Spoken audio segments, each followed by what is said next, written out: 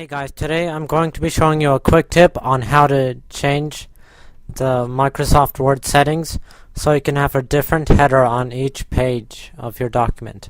For example, here I have my last name 1. On the second page I have my last name 2.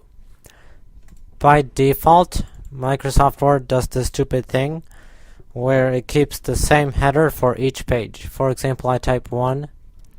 It's going to show 1 on every page. And so, to have a different header for each page, you're going to first make your first header on the first page. And then move your cursor thing to the end of the document. And it's best to do this after you've typed everything. It's just much easier. So, move your cursor to the end and click it. Then you're going to go to Page Layout, Breaks, Next Page. And here you just delete the space that it makes. And then double click on the second page.